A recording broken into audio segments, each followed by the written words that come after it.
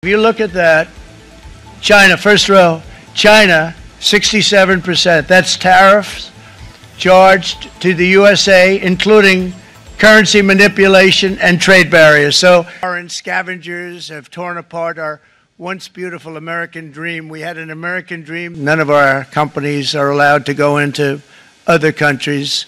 And I say that, friend and foe. And in many cases, the friend is worse than the foe in terms of trade.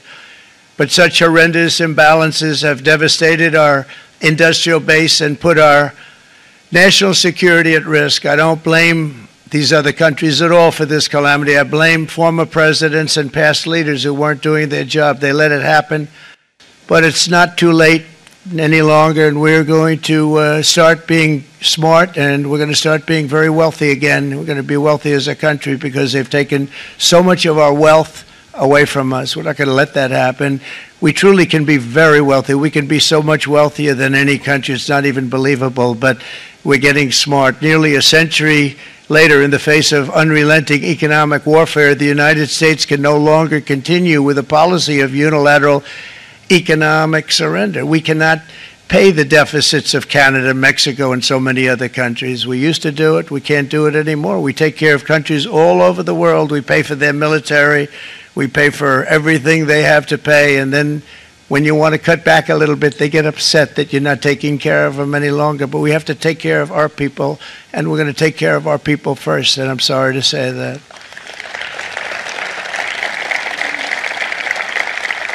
And today we're standing up for the American worker, and we are finally putting America first.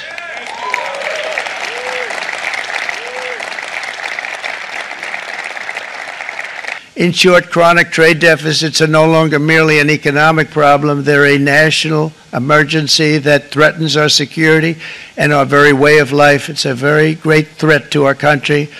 And for these reasons, starting tomorrow, the United States will implement reciprocal tariffs on other nations. It's been a long time since we even thought of that. We used to think about it a lot. We didn't think about it for many decades, and you see what's happened.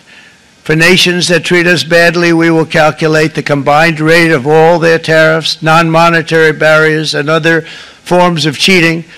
And because we are being very kind, we're kind people, very kind.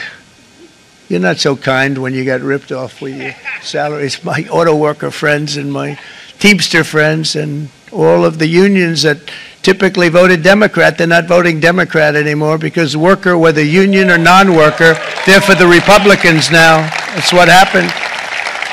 But we will charge them approximately half of what they are and have been charging us. So the tariffs will be not a full reciprocal. I could have done that, yes, but it would have been tough for a lot of countries who didn't want to do that. I'd like to see the chart if you have it.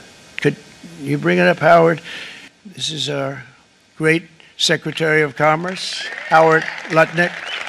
So if you look at that, China, first row, China, 67%. That's tariffs charged to the USA, including currency manipulation and trade barriers. So 67%, I think you can, for the most part, see it. Those with good eyes, with bad eyes. We didn't want to bring, it's very windy out here.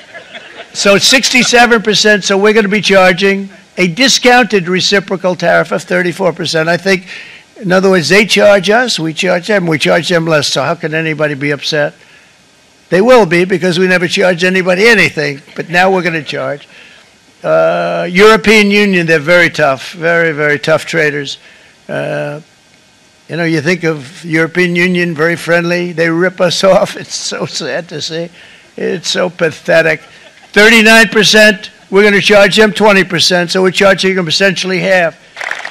Japan, 46%. They would charge us 46%, and much higher for certain items like cars, you know, little items like cars. 46%, we're charging them 20%.